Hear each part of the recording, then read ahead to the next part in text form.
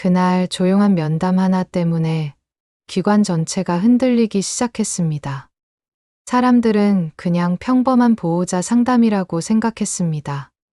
한 여자가 서류 봉투 하나를 들고 들어왔고 안내 데스크 직원은 늘 하던 대로 방문증을 내밀었습니다.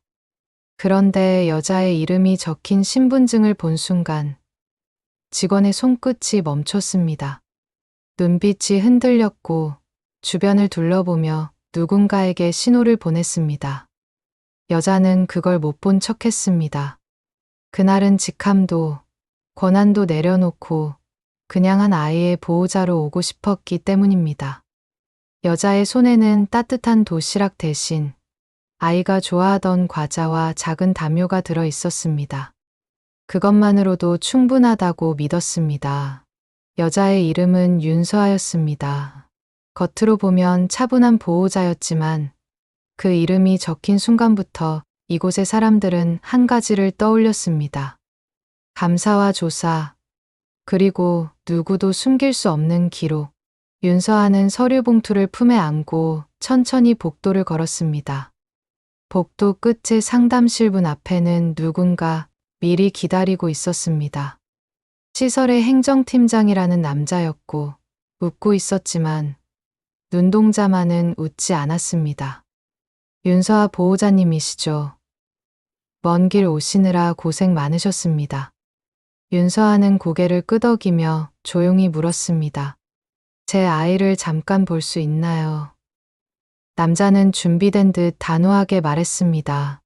지금은 어렵습니다.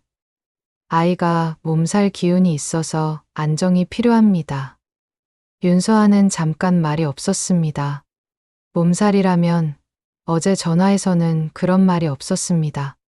그리고 무엇보다 아이가 병든 목소리보다 더 무서운 목소리로 말했기 때문입니다.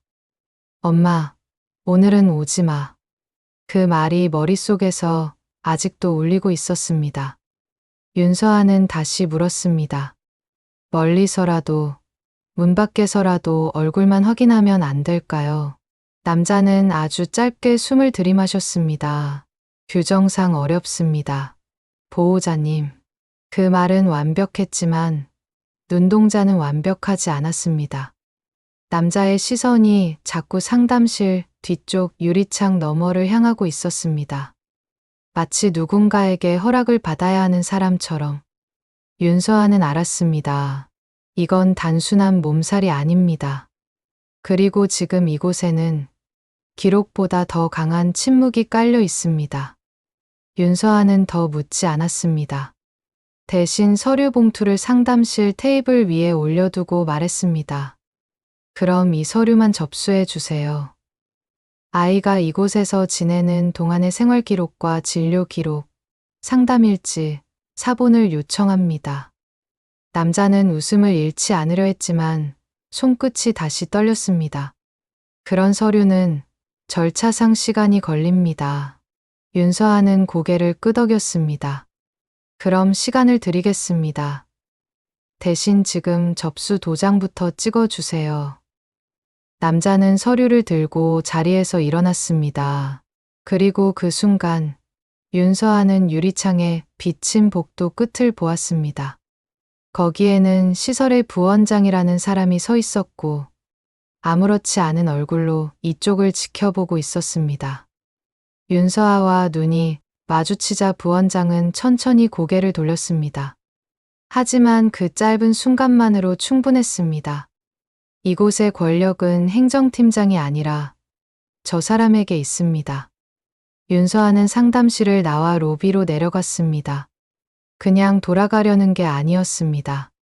오늘은 확인하지 못해도 확인할 방법은 얼마든지 있다고 믿었기 때문입니다. 윤서아는 시설 맞은편 작은 분식집으로 들어갔습니다. 창가 자리에 앉으면 출입문이 잘 보였습니다. 김밥 한 줄을 주문했지만 손은 거의 움직이지 않았습니다. 눈만 움직였습니다. 점심시간이 가까워지자 간부들이 하나 둘 밖으로 나왔습니다. 그 중에는 아까 유리창 뒤에 있던 부원장도 있었습니다. 그들은 바로 옆 식당으로 들어갔고 벽이 얇은 탓에 말소리가 희미하게 흘러나왔습니다. 윤서아는 젓가락을 내려놓고 숨을 죽였습니다. 그 아이, 상태가 많이 티 나나. 부원장의 목소리였습니다.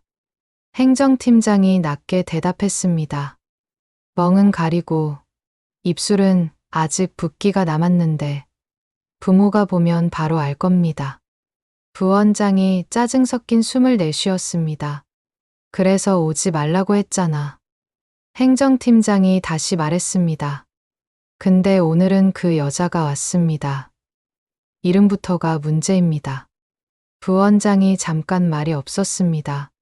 그리고 아주 낮게 말했습니다. 그 이름이면 기록부터 정리해야지. 윤서아의 손끝이 차갑게 굳었습니다. 상태가 티 난다. 멍이 있다. 입술이 부었다. 그 말들 사이에서 윤서아는 더 이상 희망을 붙잡을 수 없었습니다. 여기서 벌어진 일은 사고가 아닙니다. 누군가가 아이를 다치게 했고 누군가가 그것을 정리하고 있습니다. 행정팀장이 말했습니다. 진료 기록은요. 부원장이 차갑게 대답했습니다. 감기 진단으로 다시 써. 상담일지도 스트레스 반응으로 돌려. 행정팀장이 조심스럽게 물었습니다. 그래도 보호자가 요청한 서류 사본은 어떻게 합니까? 부원장이 웃었습니다. 사본은 없다. 원본만 있다. 그리고 원본은 기관의 자산이다. 윤서아는 그 순간 눈을 감았다가 다시 떴습니다. 분노가 올라왔지만 더 무서운 건 자책이었습니다. 아이가 혼자 견딘 시간이 얼마나 길었는지 이제야 보였기 때문입니다. 윤서아는 계산을 하고 분식집을 나왔습니다. 차에 타자마자 전화기를 꺼냈습니다. 하지만 어디에도 전화하지 않았습니다. 오늘은 어머니로 오고 싶었습니다. 그런데 지금은 어머니로 남아있으면 아이를 지킬 수 없다는 걸 알았습니다. 윤서아는 조용히 말했습니다. 내일은 다르게 온다. 그리고 핸들을 잡은 손에 힘이 들어갔습니다. 무언가를 부수겠다는 힘이 아니라 끝까지 버티겠다는 힘이었습니다. 다음 날 새벽 윤서아는 옷장 앞에 오래 서 있었습니다. 평범한 코트가 아니라 정돈된 정장을 꺼냈습니다. 그리고 가방 안쪽 깊은 곳에서 작은 명패 하나를 꺼냈습니다. 윤서아, 감사조정실 실장. 그 이름은 사람들을 무겁게 만들고 거짓말을 짧게 만들었습니다. 윤서아는 시설에 다시 도착했습니다. 이번에는 경비가 먼저 알아보고 일어섰습니다. 행정팀장이 달려 나왔고 어제의 웃음은 더 커졌지만 더 불안했습니다. 윤서아 보호자님, 어제는 죄송했습니다. 오늘은 어떻게? 윤서아는 조용히 말했습니다. 보호자로 왔습니다. 그리고 동시에 확인하러 왔습니다. 접수대 위에 명패를 올려두었습니다. 행정팀장의 얼굴에서 피가 빠져나갔습니다. 그는 명패를 보고도 믿지 못하겠다는 듯 눈을 여러 번 깜빡였습니다. 윤서아는 그 틈에 말을 이었습니다. 어제 접수한 서류 요청, 지금 접수번호와 담당자, 처리 기한을 확인하겠습니다. 그리고 지금부터 이 기관의 생활기록 작성 방식과 보관 방식, 접근 권한 체계를 확인합니다. 행정팀장은 얼어붙은 채로 뒤를 돌아봤습니다. 유리창 뒤편에서 부원장이 빠르게 다가오는 것이 보였습니다. 부원장은 가까이 오자 억지로 웃었습니다. 실장님, 오해가 있으신 것 같습니다. 윤서아는 고개를 끄덕였습니다. 그래서 확인하러 왔습니다. 그리고 제 아이를 지금 데려오세요. 부원장은 목소리를 낮췄습니다. 아이 상태가 좋지 않아서. 윤서아는 말을 자르지 않았습니다. 낮아서가 아니라 보여주기 싫은 겁니까? 부원장은 순간 표정이 굳었습니다. 윤서아는 그 표정을 놓치지 않았습니다. 윤서아는 접수대 앞 의자에 앉았습니다. 시계를 봤습니다. 지금부터 5분을 드리겠습니다. 부원장은 그 5분이 얼마나 무서운지 아는 사람처럼 급하게 발걸음을 옮겼습니다. 3분쯤 지났을 때 문이 열렸습니다. 그리고 아이가 들어왔습니다. 아이의 이름은 민준이었습니다. 윤서아는 그 얼굴을 보는 순간 숨이 멎는 느낌이 들었습니다. 왼쪽 뺨에는 선명한 멍이 있었고 입술은 터져 있었습니다. 팔목에는 손가락 자국처럼 보이는 붉은 흔적이 남아 있었습니다. 걸음도 조금 비틀거렸습니다. 민주는 윤서아를 보자마자 눈을 내리깔았습니다. 엄마, 그 한마디가 너무 작아서 윤서아는 더 아팠습니다. 윤서아는 천천히 일어나 아이에게 다가갔습니다. 그리고 아이의 손을 잡았습니다. 손끝이 차가웠습니다. 윤서아는 낮게 말했습니다. 민준아, 엄마 눈을 봐. 아이의 눈동자가 잠깐 흔들렸습니다. 그리고 아주 짧게 복도 끝을 바라봤습니다. 부원장이 서 있는 방향이었습니다. 그 시선 하나로 충분했습니다. 윤서아는 아이를 품에 안기보다 먼저 돌아섰습니다. 부원장을 정면으로 바라보고 말했습니다. 설명하세요. 어떤 과정에서 아이 얼굴에 이런 흔적이 남습니까? 부원장은 준비된 답을 내놓았습니다. 아이들끼리 다툼이 있었습니다. 윤서아는 고개를 끄덕였습니다. 그럼 기록을 보여주세요. 다툼 기록, 중재 기록, 응급처치 기록, 그리고 보호자 통지 기록. 부원장은 말문이 막혔습니다. 윤서아는 이어서 말했습니다. 없겠죠. 왜냐하면 기록은 아이를 보호하는 게 아니라 기관을 보호하는 방식으로 쓰였으니까요. 그때 옆에 서 있던 젊은 직원 한 명이 입술을 떨었습니다. 직원은 주변을 한번 둘러보고 결국 한 걸음 앞으로 나왔습니다. 실장님, 제가 말씀드리겠습니다. 행정팀장이 급하게 눈으로 제지했지만 윤서아는 손을 들어 막았습니다. 말하세요. 직원은 울먹이며 말했습니다. 민준이는 맞았습니다. 윤서아의 손끝이 더 단단해졌습니다. 누가? 직원은 숨을 삼키고 말했습니다. 부원장님이 시키는 대로 야간 담당 선임이 아이를 잡고 아이가 말을 안 듣는다고. 부원장의 얼굴이 새하얗게 변했습니다. 행정팀장이 다급하게 말했습니다. 그건 사실이 아닙니다. 윤서아는 차분하게 말했습니다. 그럼 사실을 확인하면 됩니다. 윤서아는 휴대폰을 꺼내지 않았습니다. 대신 서류 봉투에서 문서 하나를 꺼냈습니다. 기관 운영 점검 요청서, 즉시 점검 통지서. 부원장의 눈이 흔들렸습니다. 윤서아는 말했습니다. 지금부터 이 기관은 즉시 점검 대상입니다. 생활기록 원본, 수정 이력, 접근 로그, CCTV 보관 현황, 야간 근무표, 그리고 보호자 통지 기록까지 전부 제출하세요. 제출이 지연되면 그 지연 자체가 기록으로 남습니다. 부원장은 마지막으로 버티려 했습니다. 실장님, 이건 내부적으로 처리할 수 있습니다. 윤서아는 아주 조용히 대답했습니다. 지금까지 내부적으로 처리한 결과가 저 아이 얼굴입니다. 더 이상 내부는 없습니다. 윤서아는 아이의 어깨에 손을 올리고 말했습니다. 민준아, 오늘부터는 괜찮다. 그리고 직원에게 말했습니다. 지금 여기서 근무자 전원을 대기시키고 원본 서버 접속 권한을 잠금 처리하세요. 행정팀장이 떨리는 목소리로 말했습니다. 그건 기관장 승인 없이는. 윤서아는 명패를 다시 한번 바라보게 만들며 말했습니다. 승인은 이미 끝났습니다. 그날 오후 기관에는 외부 점검팀이 들어왔습니다. 사람들은 조용해졌고 복도는 숨을 삼켰습니다.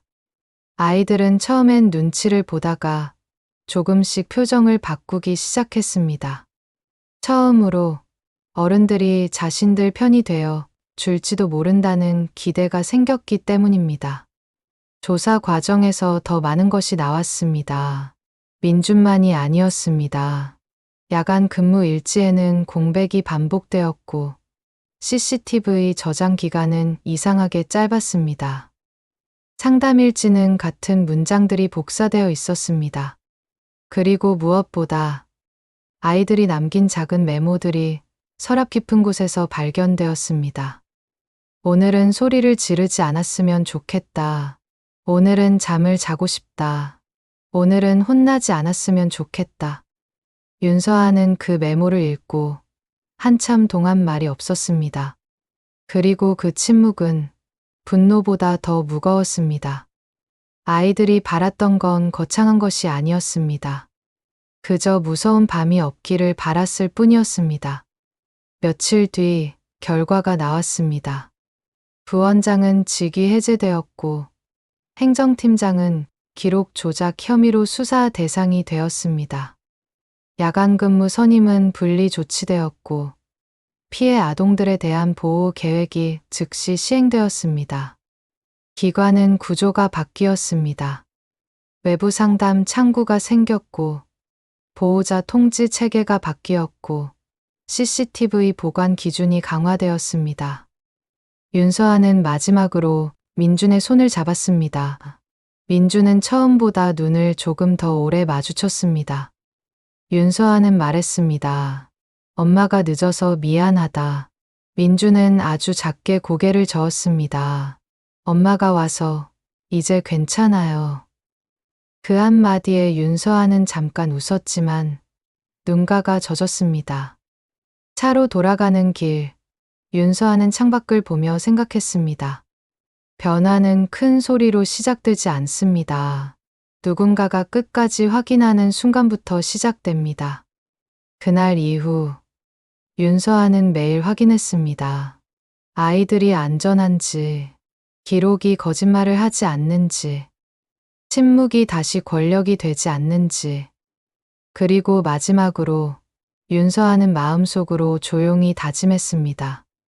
이건 끝이 아니라 시작이다. 어떤 기관이든 어떤 조직이든 약한 사람을 숨기는 곳은 반드시 다시 열어야 한다. 당신이라면 그날 민준의 눈빛을 보고도 그냥 돌아갈 수 있었을까요? 그날 이후 기관은 조용해졌지만 완전히 멈춘 것은 아니었습니다. 사람들은 모든 게 끝났다고 생각했지만 윤서아는 알고 있었습니다. 진짜 문제는 이제부터 드러나기 시작한다는 것을요. 외부 점검팀이 들어온 첫날, 기관의 분위기는 묘하게 두 갈래로 나뉘었습니다. 아이들은 처음엔 말을 아꼈고 직원들은 유난히 친절해졌습니다. 너무 갑작스러울 정도로요. 윤서아는 그 친절이 반성이 아니라 방어라는 걸 알고 있었습니다. 그래서 가장 먼저 기록부터 다시 들여다보기로 했습니다. 생활기록 원본, 수정 이력, 접근 로그, 야간 근무표, CCTV 보관 목록, 서류는 모두 완벽해 보였습니다. 너무 완벽해서 오히려 이상했습니다. 날짜도 정확했고, 표현도 비슷했고, 문장 구조까지 닮아 있었습니다. 윤서아는 기록을 한 장 넘기다 멈췄습니다. 아이의 이름만 다를 뿐, 문장이 똑같이 반복되고 있었기 때문입니다. 감정 기복 있음, 지도 필요, 집중력 저하. 윤서아는 조용히 중얼거렸습니다. 이건 관찰이 아니라 복사입니다. 그날 밤, 윤서아는 혼자 남아 로그 기록을 다시 확인했습니다. 누가 언제, 어떤 기록에 접근했는지, 누가 고쳤는지, 그리고 한 가지 패턴이 보이기 시작했습니다. 야간 근무가 끝난 직후 항상 같은 아이디가 기록에 접근하고 있었습니다. 행정팀장이 아닌 부원장의 계정이었습니다. 윤서아는 그 사실을 바로 꺼내지 않았습니다. 지금은 확인의 시간이지 대결의 시간이 아니었기 때문입니다. 다음 날 윤서아는 점검팀과 함께 아이들을 개별로 만나기 시작했습니다. 질문은 길지 않았습니다. 괜찮니? 무섭지 않니? 밤에 잠은 잘 자니? 아이들은 처음엔 고개만 끄덕였습니다. 하지만 시간이 지나자 어떤 아이는 손을 만지작거렸고 어떤 아이는 문 쪽을 계속 바라봤습니다. 윤서아는 그 모습을 보고 같은 질문을 다시 던졌습니다. 지금 여기 말해도 괜찮아. 아무도 너를 혼내지 않아. 그 말에 한 아이가 아주 작게 말했습니다. 불 끄고 나면 문이 잠겨요. 그 한 문장에 방 안의 공기가 바뀌었습니다. 다른 아이도 용기를 낸 듯 말을 이었습니다. 소리 내면 안 돼요. 들리면 혼나요. 윤서아는 더 묻지 않았습니다. 이미 충분했기 때문입니다. 이건 개인의 일탈이 아니라 규칙처럼 반복된 행동이었습니다. 그날 저녁, 윤서아는 점검팀 책임자와 따로 만났습니다. 그리고 조용히 말했습니다. 이 기관은 아이들을 보호하지 않았습니다. 관리했습니다. 그리고 관리의 이름으로 통제했습니다. 점검팀 책임자는 고개를 끄덕였습니다. 저도 같은 느낌을 받았습니다. 이건 한두 명의 문제가 아닙니다. 다음 날 아침, 부원장은 윤서아를 따로 불러냈습니다. 실장님, 이 정도면 충분하지 않습니까? 기관도 타격을 받았고 관련자도 조치됐습니다. 윤서아는 그 말을 끝까지 듣고 조용히 대답했습니다. 아이들이 아직 끝났다고 말하지 않았습니다. 부원장은 표정을 굳혔습니다. 실장님, 이렇게까지 하시면 다른 기관들도 불안해집니다. 윤서아는 부원장을 바라보며 말했습니다. 불안해지는 게 맞습니다. 그래야 바뀝니다. 그날 오후, 윤서아는 추가 조사를 공식 요청했습니다. 대상은 기관 하나가 아니라 같은 체계로 운영되는 다른 시설들이었습니다. 그 결정은 조용하지만 큰 파장을 일으켰습니다. 몇몇 기관장은 항의했고, 몇몇은 침묵했고, 몇몇은 기록을 서둘러 정리하기 시작했습니다. 그중 한 기관에서 익명의 메일이 도착했습니다. 제목은 짧았습니다. 저도 알고 있습니다. 메일에는 야간 통제 규칙, 비공식 징계, 보호자 차단 방법, 기록 수정 지침이 정리되어 있었습니다. 윤서아는 메일을 읽고 눈을 감았습니다. 그리고 아주 낮게 말했습니다. 이제 시작이구나. 며칠 뒤, 윤서아는 공개 회의에 섰습니다. 카메라는 없었지만 모든 발언은 기록되고 있었습니다. 윤서아는 이렇게 말했습니다. 아이들은 약자가 아닙니다. 말하지 못할 뿐입니다. 그리고 말하지 못하게 만든 환경이 진짜 문제입니다. 그날 이후 제도가 바뀌기 시작했습니다. 야간 통제 규칙이 폐지되었고, 외부 상담 창구가 의무화되었고, 보호자 통보 기준이 강화되었습니다. 무엇보다 기록은 더 이상 내부의 것이 아니게 되었습니다. 열람권이 생겼고, 수정 이력은 삭제할 수 없게 되었고, 접근 로그는 자동 저장되었습니다. 민주는 조금씩 달라졌습니다. 밤에 잠들기 전 문을 확인하지 않아도 되었고, 소리를 내도 혼나지 않았습니다. 윤서아는 그 모습을 보며 비로소 숨을 길게 내쉬었습니다. 하지만 끝났다는 느낌은 들지 않았습니다. 왜냐하면 이건 한 기관의 문제가 아니었기 때문입니다. 윤서아는 마지막 보고서에 이렇게 적었습니다. 문제는 폭력이 아니라 침묵이다. 그리고 그 문장은 다른 기관들의 회의실 벽에 붙기 시작했습니다. 며칠 뒤 윤서아는 민준과 함께 기관을 나섰습니다. 민준은 문 앞에서 잠깐 멈춰 뒤를 돌아봤습니다. 무서웠던 곳이었지만 이제는 다르게 기억될 곳이었습니다. 윤서아는 아이의 손을 잡고 말했습니다. 다시는 아무도 혼자 버티게 하지 않을 거야. 민주는 고개를 끄덕였습니다. 이번엔 눈을 피하지 않았습니다. 차에 오르기 전 윤서아는 마지막으로 건물을 바라봤습니다. 그리고 마음속으로 같은 말을 되뇌었습니다. 이건 끝이 아니다. 이제야 제대로 시작됐다. 그날 이후 기관은 조용해졌지만 완전히 멈춘 것은 아니었습니다. 사람들은 모든 게 끝났다고 생각했지만 윤서아는 알고 있었습니다. 진짜 문제는 이제부터 드러나기 시작한다는 것을요. 외부 점검팀이 들어온 첫날, 기관의 분위기는 묘하게 두 갈래로 나뉘었습니다. 아이들은 처음엔 말을 아꼈고, 회의는 조용히 시작되었다. 탁자 위에는 자료가 놓여 있었지만 아무도 첫 페이지를 넘기지 않았다. 모두가 알고 있었기 때문이다. 이 회의의 목적은 진실을 찾는 게 아니라 어디까지 덮을 수 있는지를 결정하는 자리라는 것을 누군가 입을 열었다.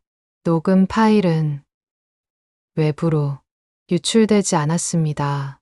그 말에 여러 사람이 고개를 끄덕였다.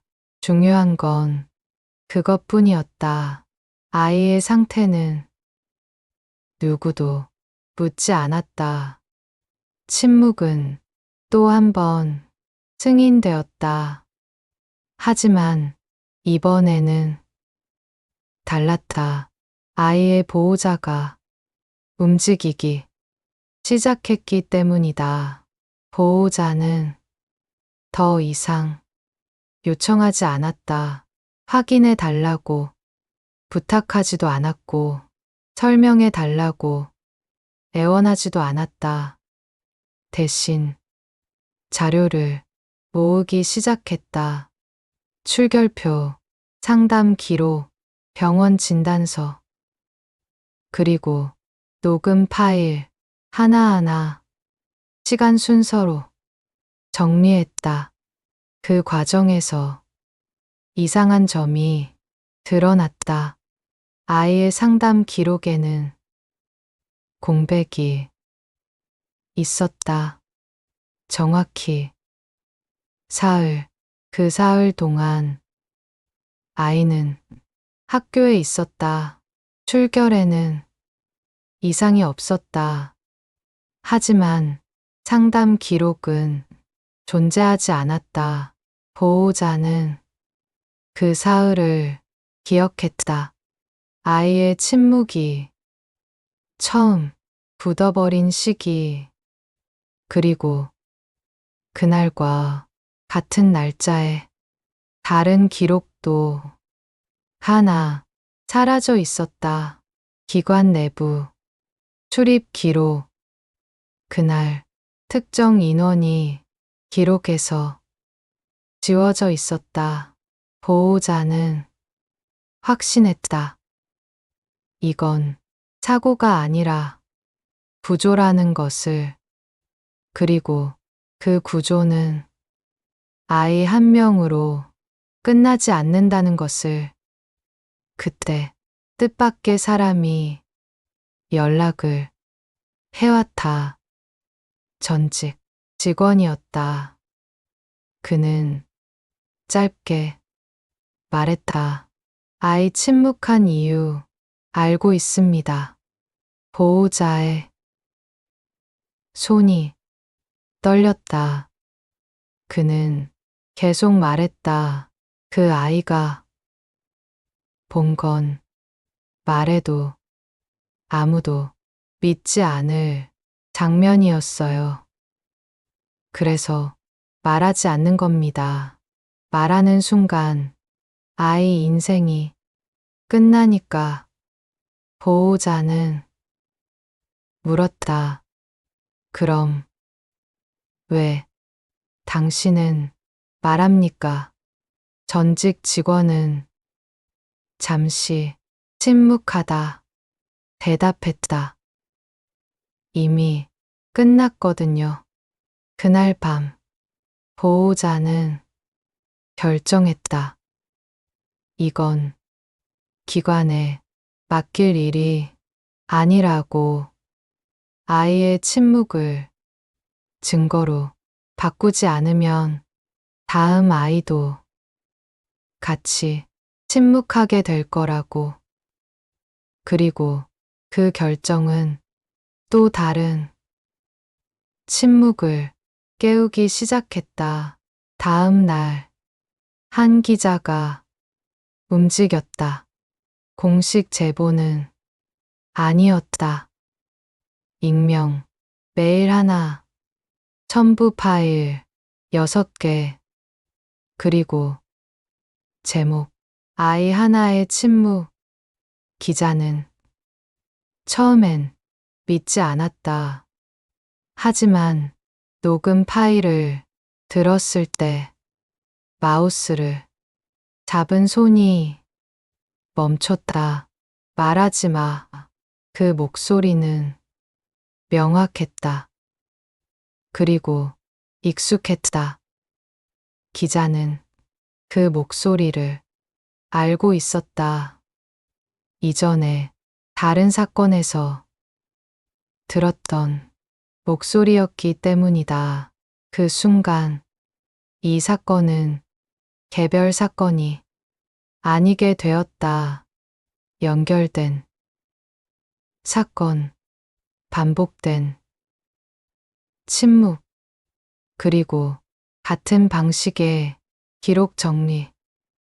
기자는 혼자 움직이지 않았다. 자료를 확인했고 동료에게 넘겼고 편집국에는 이상한 정적이 흘렀다. 누군가 말했다. 이거 건드리면 위험해. 하지만 기자는 알고 있었다. 이미 건드려졌다는 걸. 아이는 말하지 않았지만 침묵은 이미 움직이고 있었다. 그리고 이제 침묵이 기관을 삼킬 차례였다. 아직 사람들은 모른다. 이 이야기가 어디까지 이어질지를. 하지만 곧 알게 된다. 아이의 침묵이 어떻게 국가 전체를 멈추게 만드는지를. 직원들은 유난히 친절해졌습니다. 너무 갑작스러울 정도로요. 윤서아는 그 친절이 반성이 아니라 방어라는 걸 알고 있었습니다. 그래서 가장 먼저 기록부터 다시 들여다보기로 했습니다. 생활기록 원본, 수정 이력, 접근 로그, 야간 근무표, CCTV 보관 목록, 서류는 모두 완벽해 보였습니다. 너무 완벽해서 오히려 이상했습니다. 날짜도 정확했고, 표현도 비슷했고, 문장 구조까지 닮아 있었습니다. 윤서아는 기록을 한 장 넘기다 멈췄습니다. 아이의 이름만 다를 뿐 문장이 똑같이 반복되고 있었기 때문입니다. 감정 기복 있음, 지도 필요, 집중력 저하. 윤서아는 조용히 중얼거렸습니다. 이건 관찰이 아니라 복사입니다. 그날 밤, 윤서아는 혼자 남아 로그 기록을 다시 확인했습니다. 누가 언제, 어떤 기록에 접근했는지, 누가 고쳤는지, 그리고 한 가지 패턴이 보이기 시작했습니다. 야간 근무가 끝난 직후 항상 같은 아이디가 기록에 접근하고 있었습니다. 행정팀장이 아닌 부원장의 계정이었습니다. 윤서아는 그 사실을 바로 꺼내지 않았습니다. 지금은 확인의 시간이지 대결의 시간이 아니었기 때문입니다. 다음 날, 윤서아는 점검팀과 함께 아이들을 개별로 만나기 시작했습니다. 질문은 길지 않았습니다. 괜찮니? 무섭지 않니? 밤에 잠은 잘 자니? 아이들은 처음엔 고개만 끄덕였습니다.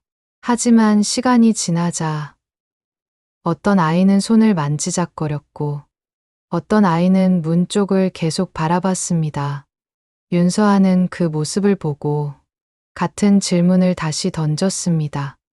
지금 여기 말해도 괜찮아. 아무도 너를 혼내지 않아. 그 말에 한 아이가 아주 작게 말했습니다. 불 끄고 나면 문이 잠겨요.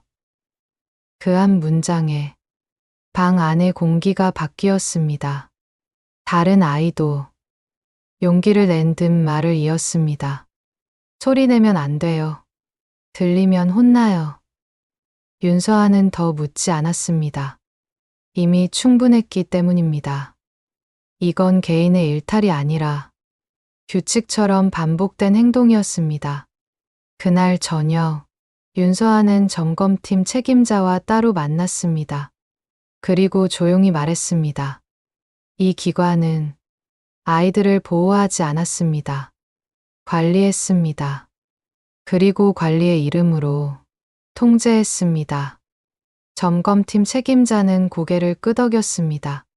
저도 같은 느낌을 받았습니다. 이건 한두 명의 문제가 아닙니다. 다음 날 아침, 부원장은 윤서아를 따로 불러냈습니다. 실장님, 이 정도면 충분하지 않습니까? 기관도 타격을 받았고 관련자도 조치됐습니다. 윤서아는 그 말을 끝까지 듣고 조용히 대답했습니다. 아이들이 아직 끝났다고 말하지 않았습니다. 부원장은 표정을 굳혔습니다. 실장님, 이렇게까지 하시면 다른 기관들도 불안해집니다. 윤서아는 부원장을 바라보며 말했습니다. 불안해지는 게 맞습니다. 그래야 바뀝니다. 그날 오후, 윤서아는 추가 조사를 공식 요청했습니다. 대상은 기관 하나가 아니라 같은 체계로 운영되는 다른 시설들이었습니다. 그 결정은 조용하지만 큰 파장을 일으켰습니다.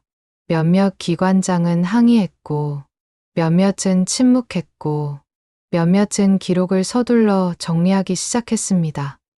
그중 한 기관에서 익명의 메일이 도착했습니다. 제목은 짧았습니다. 저도 알고 있습니다. 메일에는 야간 통제 규칙, 비공식 징계, 보호자 차단 방법, 기록 수정 지침이 정리되어 있었습니다. 윤서아는 메일을 읽고 눈을 감았습니다. 그리고 아주 낮게 말했습니다. 이제 시작이구나. 며칠 뒤, 윤서아는 공개 회의에 섰습니다. 카메라는 없었지만 모든 발언은 기록되고 있었습니다. 윤서아는 이렇게 말했습니다. 아이들은 약자가 아닙니다. 말하지 못할 뿐입니다. 그리고 말하지 못하게 만든 환경이 진짜 문제입니다. 그날 이후 제도가 바뀌기 시작했습니다. 야간 통제 규칙이 폐지되었고 외부 상담 창구가 의무화되었고 보호자 통보 기준이 강화되었습니다. 무엇보다 기록은 더 이상 내부의 것이 아니게 되었습니다. 열람권이 생겼고 수정 이력은 삭제할 수 없게 되었고 접근 로그는 자동 저장되었습니다. 민주는 조금씩 달라졌습니다. 밤에 잠들기 전 문을 확인하지 않아도 되었고 소리를 내도 혼나지 않았습니다. 윤서아는 그 모습을 보며 비로소 숨을 길게 내쉬었습니다. 하지만 끝났다는 느낌은 들지 않았습니다. 왜냐하면 이건 한 기관의 문제가 아니었기 때문입니다. 윤서아는 마지막 보고서에 이렇게 적었습니다.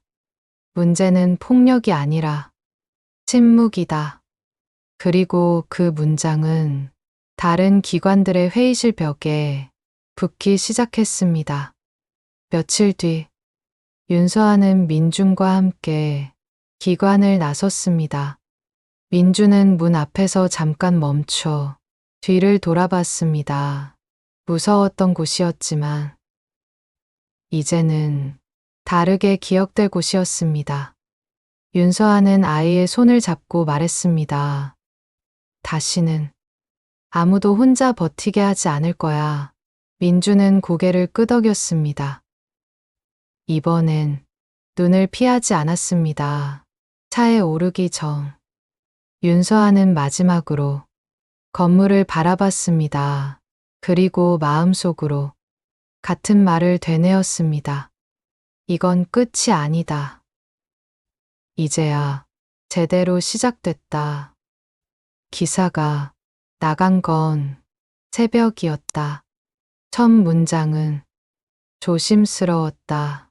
사실 확인 중 이라는 단서. 하지만 사람들은 그 문장만으로도 알아봤다. 이건 끝까지 갈 이야기라는 걸. 아침이 되자 기관 전화는 멈추지 않았다. 확인 요청, 해명 요구, 삭제 요청. 그러나 기사는 내려가지 않았다. 그보다 빠르게 다른 곳에서 움직였다. 교육청, 감사팀, 복지부, 특별조사. 그리고 익숙한 이름, 내부 감사. 사람들은 그 단어를 신뢰하지 않았다. 왜냐하면 늘 그랬기 때문이다. 조사한다고 말하고 조용해지고 아무도 책임지지 않는. 하지만 이번엔 상황이 달랐다. 아이의 침묵이 이미 영상으로 퍼지고 있었기 때문이다. 녹음 파일은 편집되지 않았다. 울음도 비명도 없었다. 그게 더 잔인했다. 말하지 마.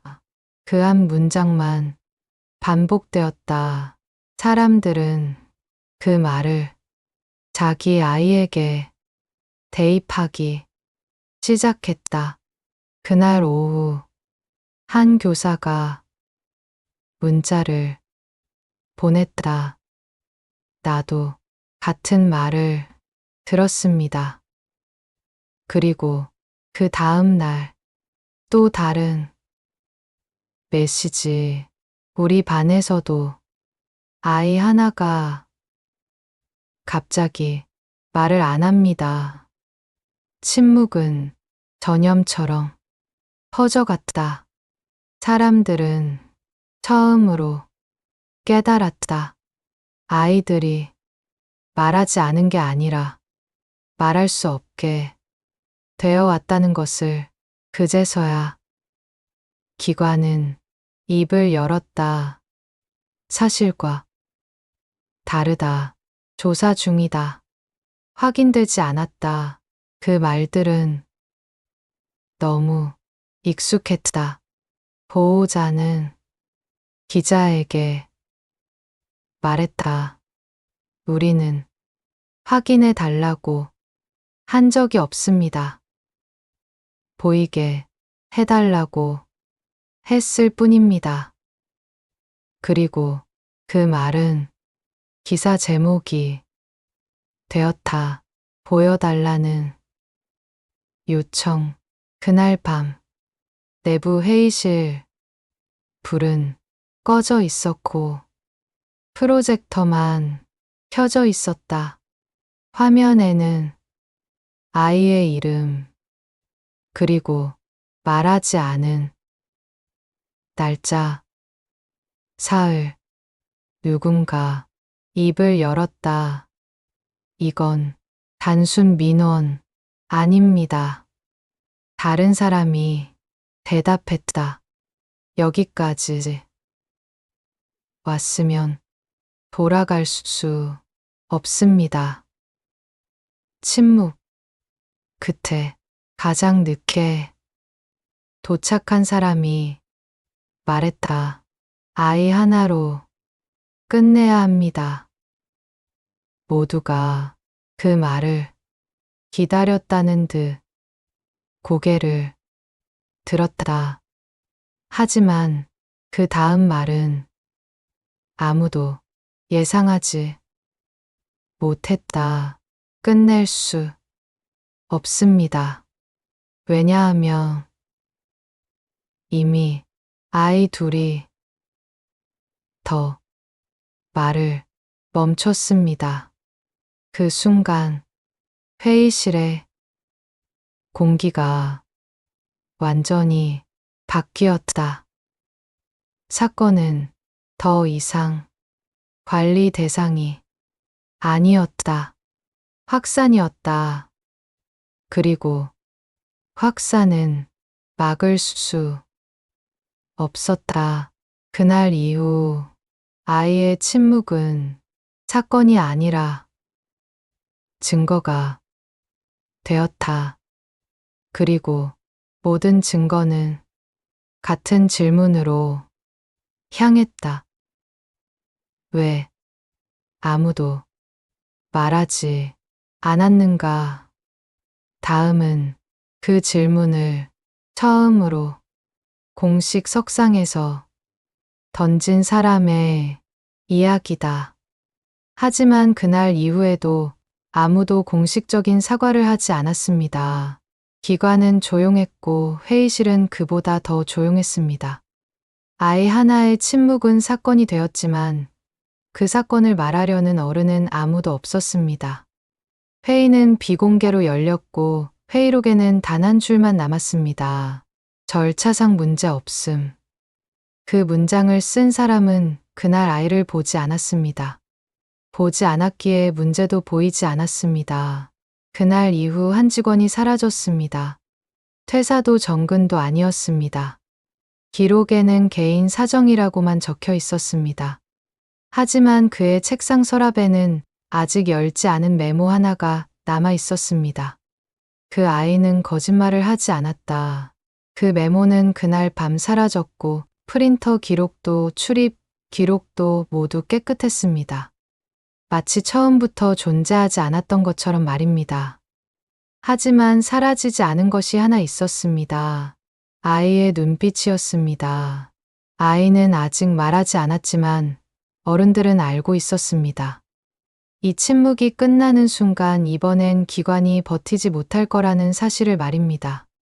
그리고 그 침묵을 지켜보고 있는 사람이 하나 더 있다는 것도 알고 있었습니다.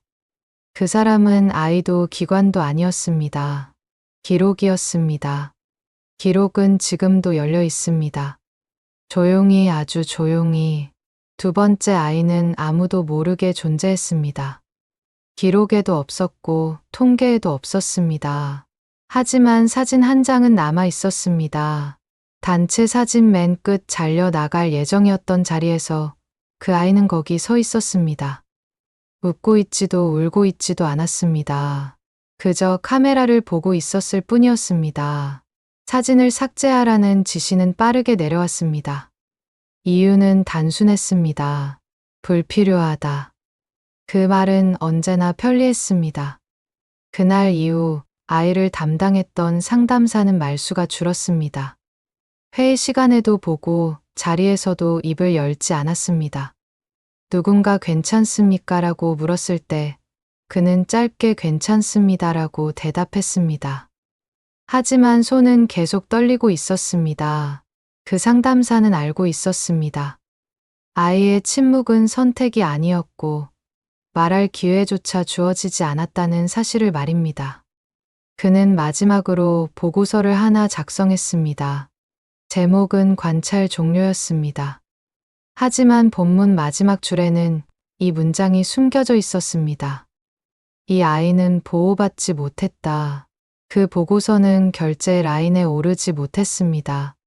대신 파일명이 바뀌었습니다. 임시 비공개 보류, 그리고 다시 사라졌습니다. 아이의 이름처럼 말입니다. 하지만 사람들은 모두 알고 있었습니다. 이제 문제는 아이들이 아니라는 것을 말입니다. 문제는 침묵을 관리하는 사람들이라는 사실이었습니다. 회의실 벽에는 확대 해석 금지라는 문장이 붙어 있었습니다. 그 문장 아래에서 모두가 고개를 끄덕였습니다. 고개를 끄덕이는 순간 그들은 선택했습니다. 아이 편이 아닌 기관 편을 말입니다. 그날 밤 한 통의 이메일이 외부로 전송됐습니다. 발신자는 익명이었고 제목은 하나뿐이었습니다. 아이의 침묵은 증거였다. 첨부 파일은 없었지만 받은 사람은 알아봤습니다. 이 메일이 무엇을 의미하는지 말입니다. 다음 날 기자는 전화를 걸었습니다. 아이에 대한 추가 기록이 있습니까? 기관은 대답하지 않았습니다. 그 대신 법무팀이 움직였습니다. 그날 저녁 회의실 불은 늦게까지 꺼지지 않았습니다. 이번엔 막아야 한다는 말과 이번엔 너무 멀리 왔다는 말이 동시에 나왔습니다. 그 순간 모두가 깨달았습니다. 이미 되돌릴 수 없다는 사실을 말입니다. 아이 하나의 침묵은 이제 기관 전체의 공포가 되었습니다. 그리고 그 침묵은 아직 끝나지 않았습니다. 기사는 다음 날 아침에 나갔습니다. 단신 하단 짧은 문장이었습니다. 아동보호기관 내부 기록 누락 의혹. 하지만 그 짧은 기사 하나가 사람들을 멈추게 만들었습니다. 댓글이 달리기 시작했습니다. 왜 항상 아이만 사라지나, 누가 이득을 보나. 처음엔 조용했지만 몇 시간이 지나자 다른 기사들이 따라 나오기 시작했습니다. 지역지 인터넷, 매체 그리고 익명 커뮤니티까지 말입니다. 사람들은 기억을 꺼내기 시작했습니다. 비슷한 사례, 비슷한 보고서, 비슷한 결말, 모두 조사 중으로 끝났습니다. 그때 기관 내부 회의가 다시 소집됐습니다. 참석자는 늘 같은 사람들이었습니다. 책임자, 법무팀, 홍보팀. 아이를 직접 본 사람은 아무도 없었습니다. 한 사람이 말했습니다. 확산을 막아야 합니다. 다른 사람은 말했습니다. 우리가 잘못한 건 없습니다. 그 말에 회의실은 잠시 조용해졌습니다. 잘못이 없다는 말은 책임도 없다는 뜻이었습니다. 그 순간 신입 직원 하나가 입을 열었습니다. 그럼 왜 기록이 없습니까? 회의실 공기가 바뀌었습니다. 책임자는 말했습니다. 그 질문은 지금 중요하지 않습니다. 신입은 다시 물었습니다. 그 아이는 지금 어디에 있습니까? 아무도 대답하지 않았고 그 질문은 회의록에 남지 않았습니다. 대신 내부 결속 강화라는 문장이 기록됐습니다. 그날 오후 신입 직원의 사내 메일 접근 권한이 차단됐습니다. 이유는 없었습니다. 필요가 없었기 때문입니다. 그날 밤 다시 메일이 도착했습니다. 수신자는 전직 감사관, 전직 상담사 그리고 한 명의 교사였습니다. 제목은 같았습니다. 아이의 침묵 다음은 누구입니까? 메일 안에는 사진 한 장이 첨부돼 있었습니다. 아이의 뒷모습, 작은 손 그리고 바닥에 떨어진 녹음기였습니다. 재생 버튼은 눌리지 않은 채 멈춰 있었습니다. 그날 이후 기관은 침묵하지 못했습니다. 질문은 쌓였고 설명은 부족했습니다. 기자회견이 열렸고 책임자는 고개를 숙이며 유감입니다라고 말했습니다. 하지만 사람들은 그 말을 기다리지 않았습니다. 사람들이 기다린 건 단 하나였습니다. 왜 아이의 말은 기록되지 않았는가? 그 질문은 끝내 답을 받지 못했습니다. 그 대신 새로운 문장이 나왔습니다. 조사 결과 문제 없음. 그 순간 사람들은 알았습니다. 이 이야기는 아이 하나의 문제가 아니라는 것을 말입니다.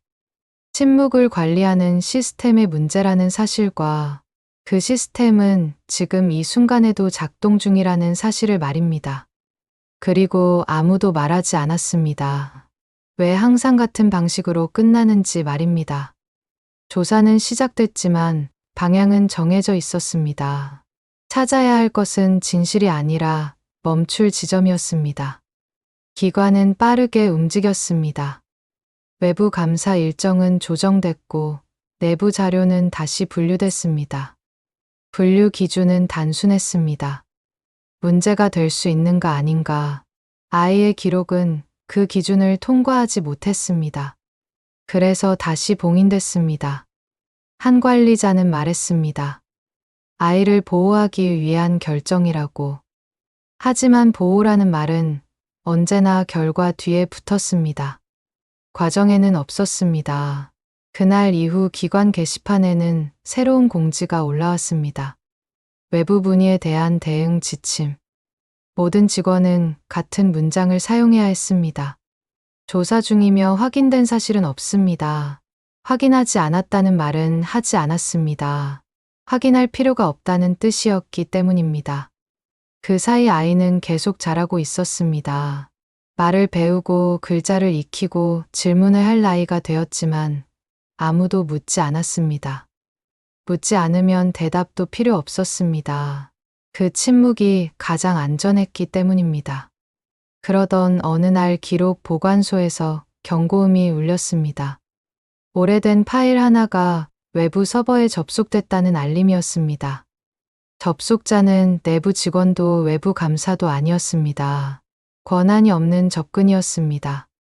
관리자는 로그를 확인했습니다. 아이의 이름이 포함된 폴더가 열려 있었습니다. 삭제된 줄 알았던 파일 하나가 다시 활성화돼 있었습니다. 누군가 일부러 살려둔 흔적이었습니다. 그날 밤 담당자는 집으로 돌아가지 않았습니다. 모니터 앞에서 로그를 반복해서 확인했습니다. 그리고 깨달았습니다. 누군가 이 침묵을 기록하고 있다는 사실을 말입니다. 아이만이 아니었습니다. 비슷한 방식으로 사라진 이름들이 목록처럼 연결돼 있었습니다. 기관은 처음으로 불안을 느꼈습니다. 통제할 수 없는 침묵이 존재한다는 사실 때문이었습니다. 그 다음 날 한 통의 문자가 돌았습니다.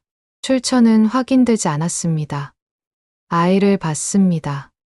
그 문장은 짧았지만 충분했습니다. 기관은 다시 회의를 열었습니다. 이번엔 목소리가 낮아졌습니다. 이제 조용히 끝내기 어렵다는 걸 모두 알고 있었기 때문입니다. 누군가는 말했습니다. 이건 더 이상 아이 문제가 아니다. 누군가는 고개를 끄덕였고 누군가는 아무 말도 하지 않았습니다.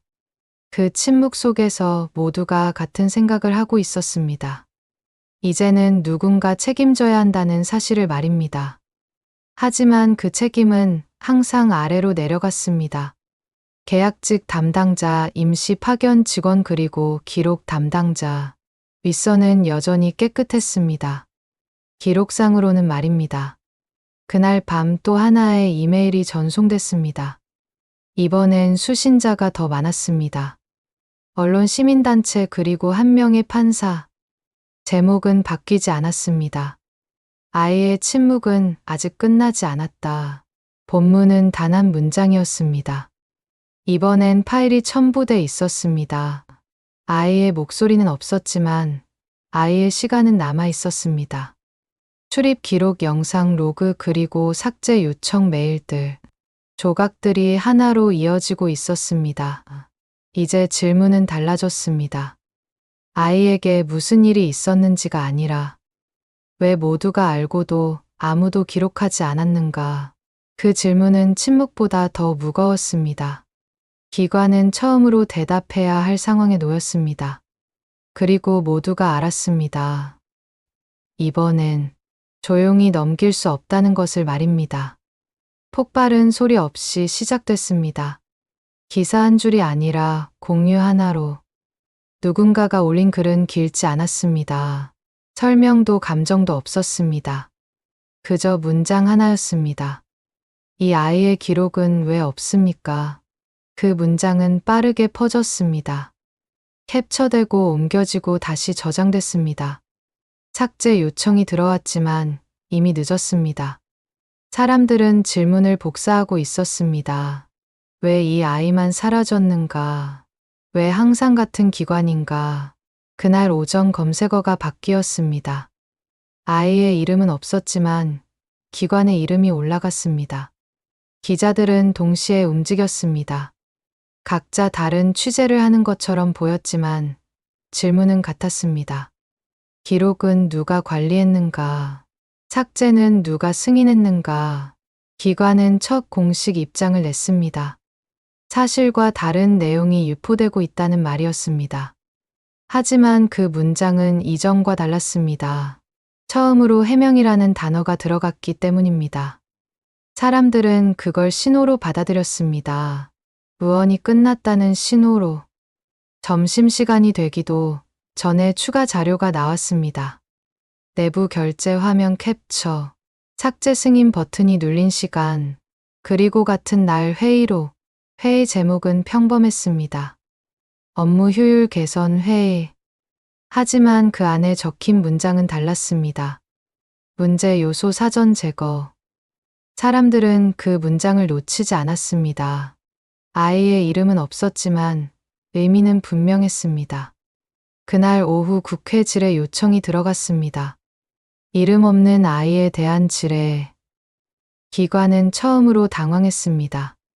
예정에 없던 질문이었기 때문입니다. 책임자는 다시 고개를 숙였습니다. 유감이라는 말은 반복됐습니다. 하지만 이번엔 질문이 달랐습니다. 왜 기록이 없었습니까? 왜 삭제했습니까? 누가 지시했습니까? 대답은 준비되지 않았습니다. 준비된 것은 문장이었지 진실이 아니었기 때문입니다. 그날 밤 내부 메신저가 멈췄습니다. 지시가 내려왔습니다.